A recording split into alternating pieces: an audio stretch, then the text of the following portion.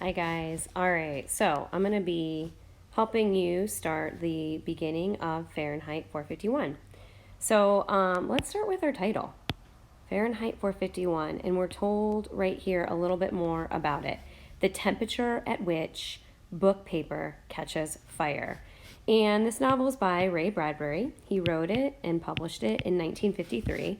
But he had actually written it earlier as a short story. And then the publishers really liked it and they asked him to develop it into a full novel.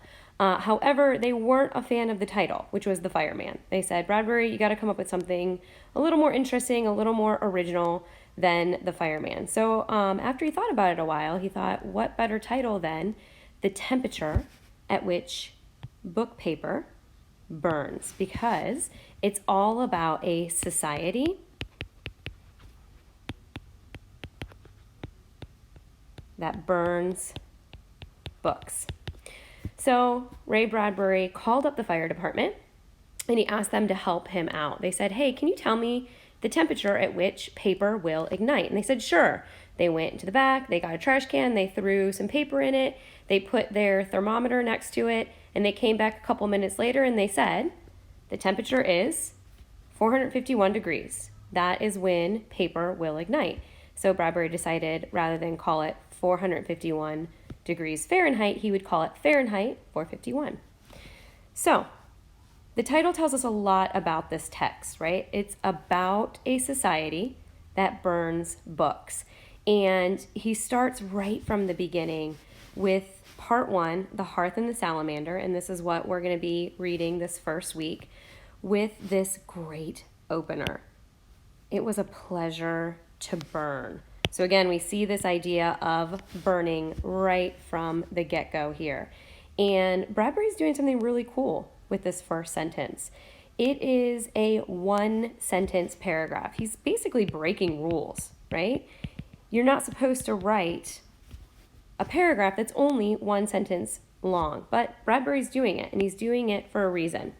He wants us to really notice this sentence. He wants to emphasize this sentence. He wants it to stand out for the reader. And so it's just this single line that really draws attention to what he's trying to tell us. And what he's trying to tell us is that it was a pleasure to burn. So typically, burn, this word, is something that has a very negative connotation, right? We remember connotation means what you associate with a word. And typically, we associate bad things with burn. We think pain, we think bad smells, we think sunburn, we think a lot of things that tend to be really negative. But he's doing something bizarre here because he says it's a pleasure to burn, right? Pleasure has a positive connotation.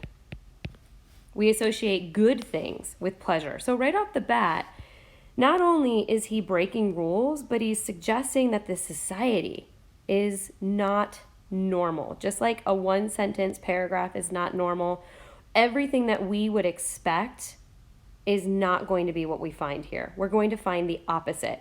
We're going to find a society that enjoys destruction, right? It's a pleasure to burn. They destroy and they enjoy it.